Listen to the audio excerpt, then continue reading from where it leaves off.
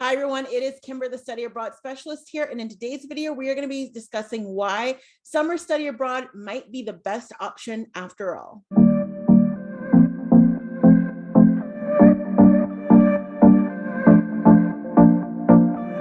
So before we dive into this video, please go ahead and like this video and please subscribe to the channel. If you are new here, I release videos every single Friday talking about study abroad advice, tips, and everything you're going to need for a great semester away. And right now we are at the beginning of 2022. And so I'm helping students prepare for summer or maybe even fall study abroad in 2022. But we today are specifically talking about summer study abroad. Now, as a study abroad advisor and someone who runs an online study abroad membership platform, if you don't know about the LiveStudyLearn Abroad Association, go ahead and click into the card that I'm going to link up above so you can learn more about that. But I am constantly talking with students about, when to study abroad. I feel like the two questions I get the most are, when should I study abroad and where should I go? And I am much better at answering the first one because where you want to go is really going to depend on a variety of different things. Most importantly, where you actually want to go and what your personality is. Whereas when you want to study abroad is a little bit easier once I find out some more information about you. So when you're thinking about when to actually study abroad, as you know, for the majority of university and college students around the world, most schools are broken down into the semesters. Some of them have quarters, but the semester format is pretty popular throughout the world, here in the US, in the UK, and other parts of the world as well. So when you're thinking about different semesters, most people tend to just think about, either fall semester or spring semester, because that's when you're in school. So that's when you do school things. And then in the summertime, even if you're in a country where you don't have an official summer break, let's say like we do here in the US, where, you have however many weeks off during the summer, you still have other things that you're going to need to be doing. So maybe you want to be working, or maybe you are going to be traveling, just, having some downtime, whatever that is. So a lot of students, even though study abroad in the summer has been around for so long, a lot of students sort of look at it as, well, like, maybe I should, but maybe I shouldn't because I don't want to think about school during that time. When in reality, it is the perfect time to do it. Now, I have to be honest and say that I did not opt for summer study abroad. I was interested in doing longer programs, and we will get into sort of the reasoning behind that particular option if you are interested in very soon. But one of the things that you should consider is that it's great if, you are a student who's really trying to have an impact within a short amount of time. So that is the first reason why study abroad during the summer is a great option, because programs throughout the summer, of course, as you know, there are typically 3, sometimes 4 months in the summer. So you're looking at, depending on where you are and depending on where, let's say, your host country is, summer may start in late May and it may run from May to September, or it may be from June to September or June to August. But, it's that time during the summer, obviously, where, things tend to be a little bit more relaxed.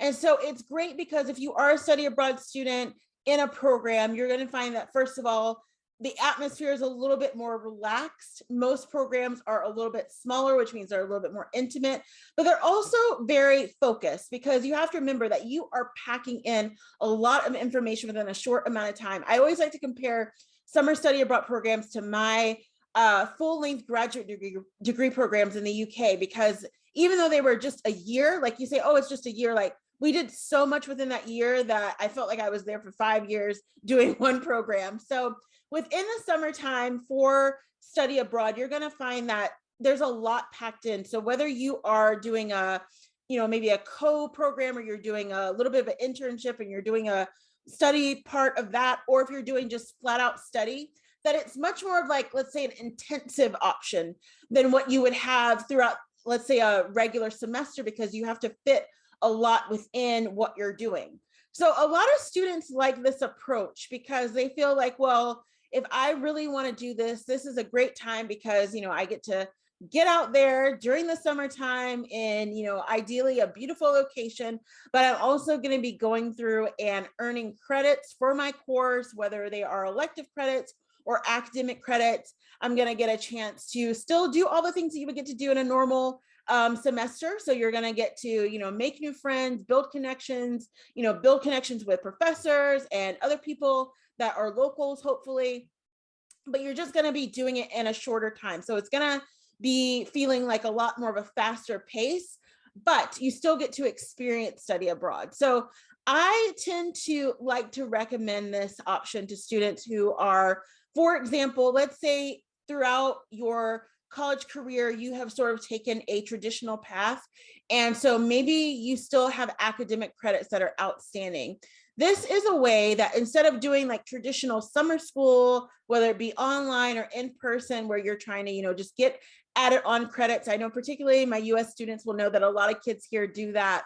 And in other places, they do it as well, that you can sort of have an added bonus of doing study abroad in the summer. Let's say you're going to be able to get 6 or 8 or 9, however many academic credits that count towards your graduation degree, but you also get to do it within the parameters of study abroad. So it's something that you get to put on your resume, it's experience that you have, and it's not just simply doing summer school. So I like to recommend that to students who have that going on. Additionally, if you are someone who kind of like me, who wanted to just knock out a lot of electives and get those out of the way, because they can be kind of annoying. I mean, they're great if you can save them like I did till like the last semester when you just have one class on Wednesday nights. It was great. And then the rest of the time is just free. Then you can definitely use potentially study abroad during the summer for that as well. Now, I always like to remind students that depending on what type of program you're doing, it's really going to depend on your school, whether or not they're going to accept those credits. So you always want to definitely, make contact multiple times, but definitely before you even apply to whatever program you're doing, especially if it's not affiliated with your school, to make sure that you understand what the rules are around counting that credit. Because there are some schools here in the US and in other countries where if you're not going through their particular programs where their faculty is leading it, the faculty-led or institutionalized programs, they may not accept the credit, or they may take half the credit. So you just want to be very clear and understand what those rules are before you get all excited and apply and get in and then pay, and then you realize that you can't use the credits. That would be a waste of time, and we don't want to do that here. So I would say that is going to be one of the main reasons, is that you get this intensive approach, but you still get to do it in a much more laid back, relaxed setting that's going to be a little bit, less overwhelming than a full semester program. So that's the first reason. Before you get back to the video, I just wanted to pop in here to remind you to go ahead and download my free e-guide, Finding Your Perfect Study Abroad program. Now, this e-guide was created with students just like you in mind. It's all about how to find the perfect program for you. I know that is something that students often struggle with. So we are going to be talking about how to find a program, what are some of the common types of programs, how to even track your budgeting as you're going through and applying, what to consider as you're looking at a visa, and so much more.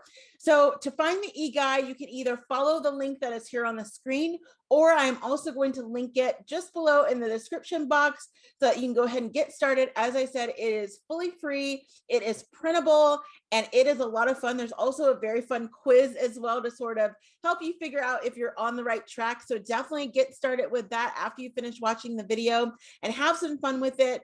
And please go ahead and get started so that you can find the best study abroad program for you. Back to the video. So the second reason for a potential summer study abroad program is that you get to treat it as a taster. So I call it sort of the sampler technique of, compared to, a full length, and I have done a variety of them. So full length semester program, or even if you're doing a year-long program where you basically have to take on everything that comes with that.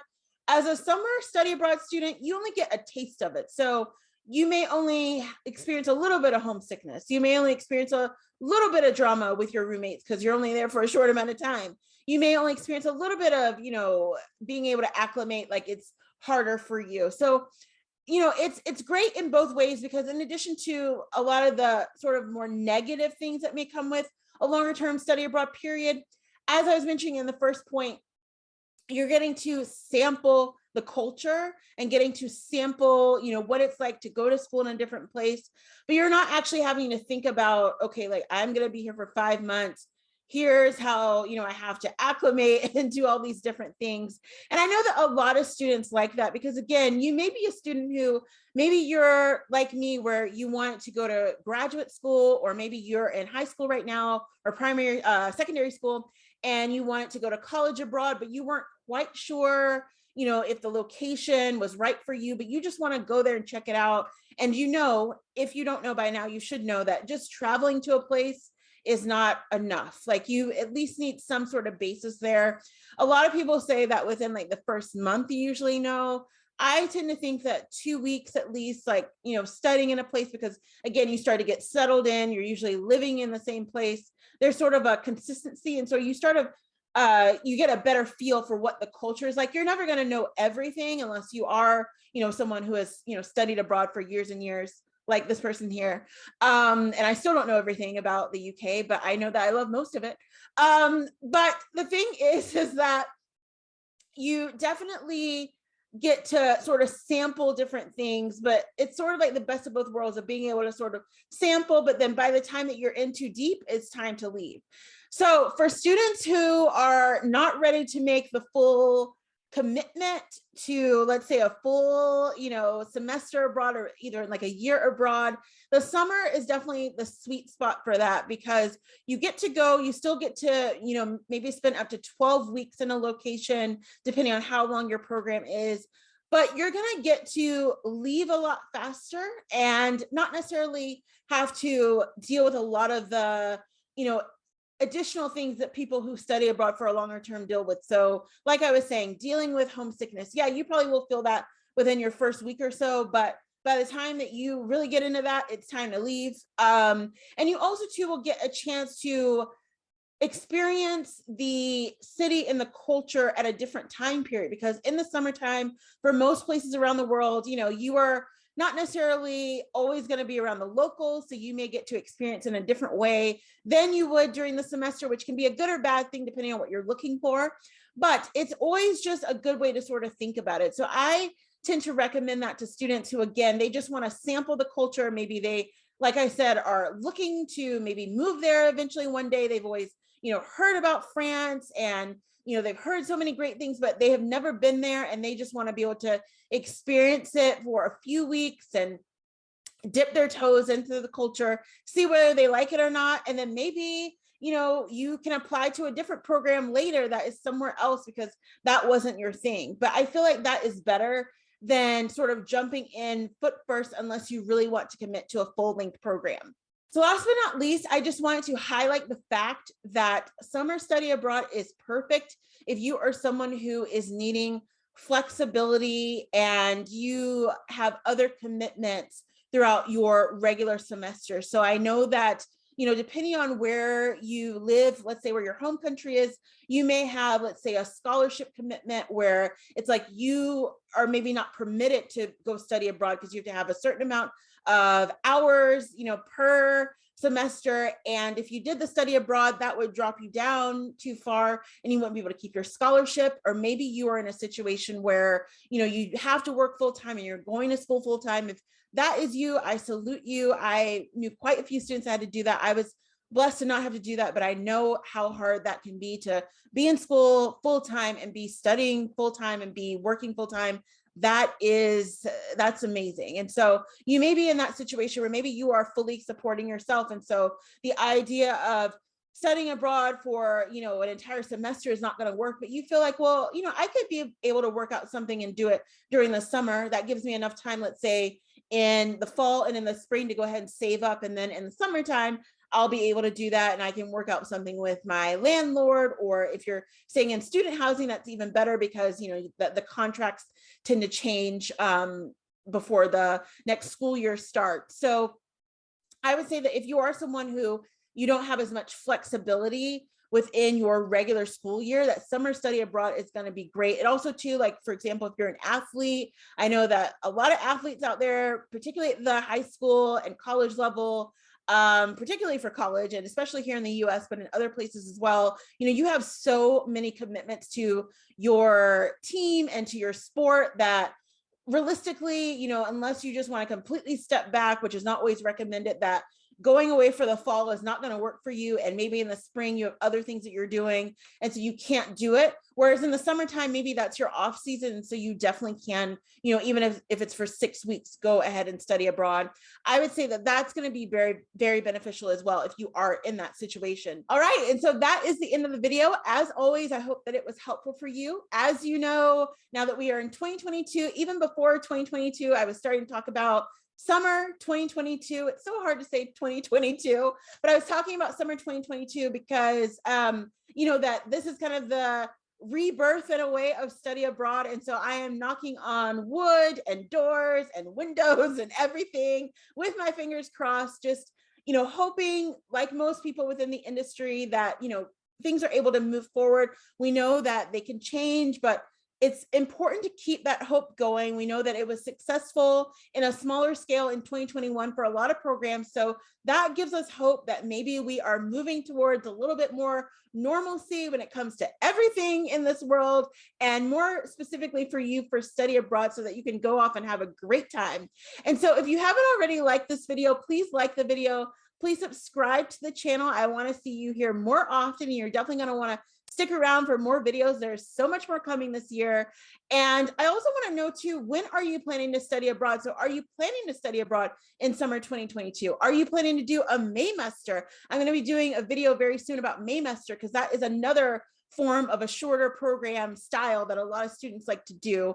Or are you planning to just wait till the fall? Let us know what your plans are in the comments. I would love to hear from you. And also please share this video. I know that there are lots of people out there who are also looking for study abroad information, probably within your friend circle, and we want to make sure they get the info as well. So share this video with them, and I will see you in the next one.